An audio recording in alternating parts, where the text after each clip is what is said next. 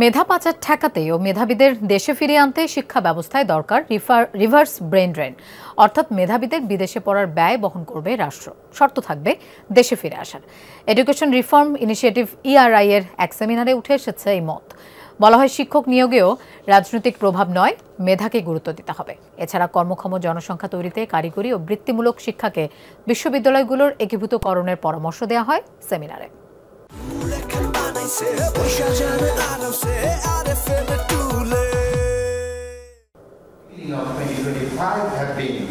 বাংলাদেশের চাহিদা ভিত্তিক শিক্ষা, সমস্যা ও সম্ভাবনা শীর্ষক এই সেমিনারের আয়োজন করে এডুকেশন রিফর্ম ইনিশিয়েটিভ ERI। রাজধানীর কৃষি গবেষণা কাউন্সিল অডিটোরিয়ামে আলোচনায় অংশ নেন শিক্ষক, উপাচার্য, সরকারি ও বেসরকারি বিশ্ববিদ্যালয়ের স্কলার, শিক্ষাবিদ, নীতি নির্ধারক ও গবেষকরা।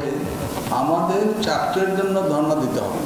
সেমিনারে জাতীয় বিশ্ববিদ্যালয়ের উপাচার্য বলেন, শিক্ষকদের রাজনৈতিক দৃষ্টিভঙ্গি থাকতেই পারে, কিন্তু রাজনৈতিক পরিচয়ে শিক্ষক হওয়ার নজির বিশ্বে কোথাও নেই।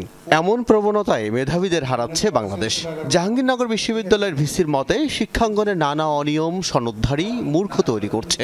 দেশের সংকটে পাওয়া যাচ্ছে না মেধাবী কাউকে। বিশ্ববিদ্যালয়ের শিক্ষকদেরকে এমনভাবে রাজনীতিতে যুক্ত করেছেন যে তার পলিটিক্যাল পার্টির অফিসে গিয়ে 3য় নাম্বার 4র্থ নাম্বার এই যে রতে গিয়ে বসে থাকে তারা। আর আপনি চাচ্ছেন যে এখানে একটা চ্যালেঞ্জিং এডুকেশন সিস্টেম হবে। It's not possible. সাংঘাতিক জ্ঞানী ব্যাপক ফাইট করে BCS এ বড় বড় অফিসার হয়েছে, তাই না? অনেক টাকার মালিক, অনেক অপরাধ করেছে, কিন্তু এখন তাকে যদি জিজ্ঞেস করেন যে কার জীবনটা বেটার, তোমার সেই ভবনের নৈশ প্রহরীর জীবন নাকি তোমার জীবন, ছাগলকাণ্ডের মতির কথা বলছি। সেমিনারে কি-নোট পেপার উপস্থাপন করেন সাবেক শিক্ষা উপমন্ত্রী ও ERI চেয়ারম্যান ডক্টর আ.ন.ম এহসানুল হক মিলন। একটি ট্যালেন্ট পোল খাতানি করা হবে। এই ট্যালেন্ট পোল থেকে বাংলাদেশ ফান্ড করে তাদেরকে বিদেশ পাঠাবে এবং তাদেরকে সুশিক্ষিত বানিয়ে বাংলাদেশ সরকার আবার তাদেরকে দেশে নিয়ে এসে আমাদের রিভার্স ব্রেন ড্রেনকে বন্ধ করে এই জাতিকে সামনের দিকে নিয়ে যাবে।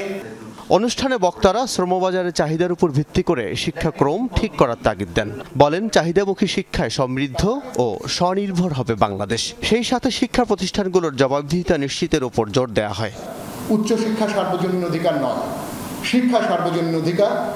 সেমিনারের প্রধান অতিথি বিশ্ববিদ্যালয় মঞ্জুরি কমিশনের চেয়ারম্যান বলেন, বৈশ্বিক প্রতিযোগিতায় টিকে থাকতে হলে বাংলাদেশের শিক্ষা ব্যবস্থায় প্রাধান্য দিতে হবে বাস্তব সমস্যা সমাধানমুখী শিক্ষায়। একই সাথে কোটা ব্যবস্থায় কিভাবে মেধার অবমূল্যায়ন হয় তাও তুলে ধরেন তিনি।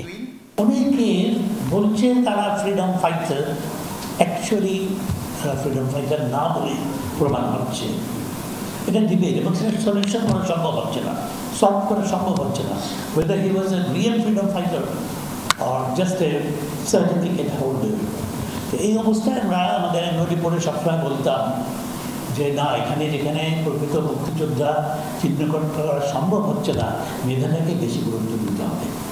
গেল বছর আন্দোলনের সময় ও সরকার পতনের পর বিদেশে সফল বাংলাদেশিদের ফিরিয়ে আনতে ব্যাপক জনপ্রিয়তা পায় রিভার্স ব্রেইন ড্রেইন ট্রেন্ড। হ্যাশট্যাগে দেশে ফেরার কথা জানান শত শত সফল বাংলাদেশি। সেমিনারে সেই রিভার্স ব্রেইন ড্রেইন ট্রেন্ডকেই প্রাধান্য দেন বক্তারা। আল আমিনা গহন, যমুনা নিউজ, ঢাকা।